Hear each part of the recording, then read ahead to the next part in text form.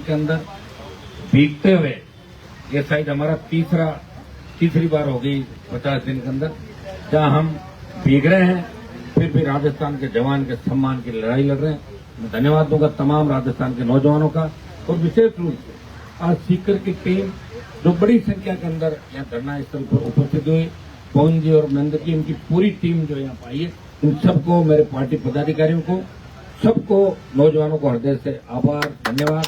और जो बदलाव राजस्थान के अंदर होगा, इसमें मैंने हमेशा एक ही बात कही है कि शेखावाटी से ही राजस्थान में बदलाव होगा, क्योंकि शिक्षा की जो क्रांति का आगाज राजस्थान में हुआ था तो शेखावाटी सीकर की धरती से हुआ था, और शेखावाटी में बदलाव हो गया तो निश्चित रूप से राजस्थान की सत्ता पे नौजवानों का कब्जा तय है।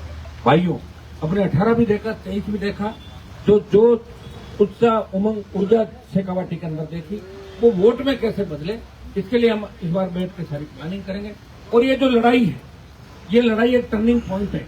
अगर हमने एसआई भर्ती रद्द करा दी और आरपीएफ का पुनर्गठन करा दिया तो समझ लो हमने राजस्थान जीत लिया। ये जंग बड़ी जंग है, लेकिन जीत हमारी होगी। हमें शीघ्र ही दिल्ली से भी टाइम मिलेगा और वहां जाके हम सारी बात यहाँ की बताएंगे। देखिए भाइयों, अभी आज आपने देखा परसों किसान के बेटे राकेश बिश्नोई कि जिस तरह खेलपोश खाने से वहाँ के एचओडी उनको डरा धमका रहा है, और हम अस्पताल मोर्चरी के अंदर कुछ आरएलपी के सारी जो हमारी टीम है, आधी टीम खड़ी है, उनके परिजनों के साथ मैं खुद जाके आया था। दुर्भाग्य दे कि राजस्थान का कोई धनी तोड़ी नहीं, कोई सुनने वाला नहीं है। कितने बड़े सबूत दे दो। अभी आरएस मेंस के एग्जाम के अंदर आप देखिए 40-40 विधायक बोल रहे हैं कि एग्जाम पोस्टपोन करो। 2 मुख्यमंत्री, प्रदेश अध्यक्ष, एक मंत्री, हम सब यहाँ से आह्वान कर रहे हैं। हमने तो यहाँ तक कहा कि अगर मेरे आने से इस धरने में राजनीति होती तो मैं धरने पे भी नहीं गया, यहाँ से बंद कर रहा बच्चों की। और विद्यार्थी परिषद जो बीजेपी का संगठन है वो भी करते एग्जाम पोस्टपोन करो। उसके बावजूद भजन लाल जी ने 2-3 लोगों कहने से एग्जाम पोस्टपोन नहीं किए और बच्चों के हितों पर कुठाराघात किया है।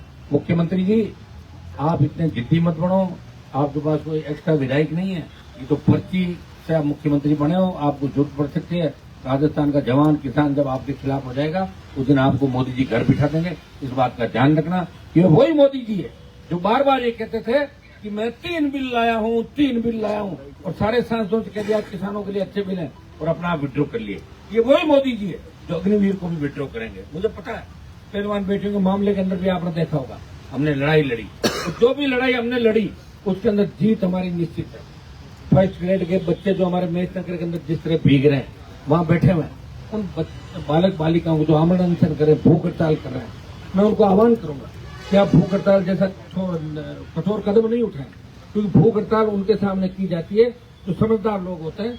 ये नासमझ लोगों के सामने यहाँ पोपाबाई का राज है। पोपाबाई के राज के अंदर आप कुछ भी करोगे तो कोई सुनने वाला नहीं है। भाइयों, कांग्रेस तो मजे ले रही है दूर बैठी, वो कह रहे हैं 3.5 साल बाद चुनाव है, अभी हम क्यों हमारी एनर्जी वेस्ट करें। हम 27 के अंदर आएंगे और साल भर में राजस्थान की जनता को बरगला के और वोट ले लेंगे, हमारी सरकार बना लेंगे। बीजेपी कांग्रेस ये तो आपस में मौसेरे भाई है, चोर चोर मौसेरे भाई, एक सांपना दूसरा नागनाथ। अब आपको इस राजस्थान को बदलना है, और राजस्थान को बदलने के लिए आपको कुछ नहीं करना, एक नौजवान को तय करना, एक बदला लेना। एक नौजवान 10 दूसरे नौजवानों से बात करेगा, हर जाति के बच्चों से बात करके। और हमारी पार्टी कोई गांव की पार्टी नहीं है, शहर के अंदर भी हमारा एक चेयरमैन है मुंडवा नगर पालिका का।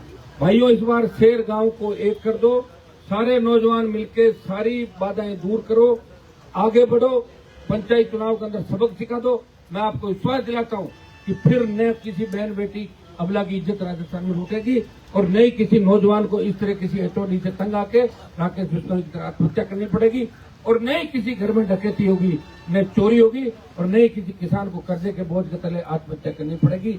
आपका खुद का राज राजस्थान के अंदर आ जाएगा। एक बार अपनी ताकत को पहचान कर देखो, वोट तो डाल ही रहे हो 70 साल से, और क्या कर रहे हो। और मैं आपको धन्यवाद दूंगा कि आप हर परिस्थिति के अंदर मेरे साथ खड़े हो। और मैं भी विधानसभा में विधायक नहीं मेरा, लेकिन लड़ रहा हूं, एमपी हूं। मैं चाहता तो सत्ता का सुख कभी का भोग लेता, अब भोग लूं, सरकार तैयार है, लेकिन मैंने कमिटमेंट किया, वचन दिया कि 28 की लड़ाई में आपके लिए लड़ूंगा, और 28 के अंदर राजस्थान की सत्ता पे कब्जा राजस्थान का नौजवान करेगा। कई लोग मुझे भी पूछते हैं कि हनुमान जी आपको क्या मिला, तो मैं उनको कहता हूँ कि भगत सिंह जी ने कुर्बानी दी, सुखदेव, राजगुरु, सुभाष चंद्र बोस जैसे हजारों क्रांतिकारियों ने अपने प्राण न्यौछावर किए, राज तो नेहरू को मिला था। पहला प्रधानमंत्री कौन बना देश का? नेहरू। उनको राज नहीं मिला, लेकिन उन्होंने कहा कि हम चाहते हैं भारत माता गुलामी की बेड़ियों से मुक्त हो, हमारा संघर्ष हमेशा जिंदा रहे। हनुमान बेनीवाल के संघर्ष का परिणाम इस राजस्थान के किसान के बेटों को मिलेगा। दोनों पार्टियों में खलबली मच गई है। पायलट गहलोत के घर जाके शरणम गच्छामी हो गए आरएनपी के संघर्ष और आपकी हुंकार से, और भारतीय जनता पार्टी भी बंद कमरे में एक हो गई कि आरएलपी को रोको, नहीं तो बहुत बड़ी दिक्कत हो जाएगी।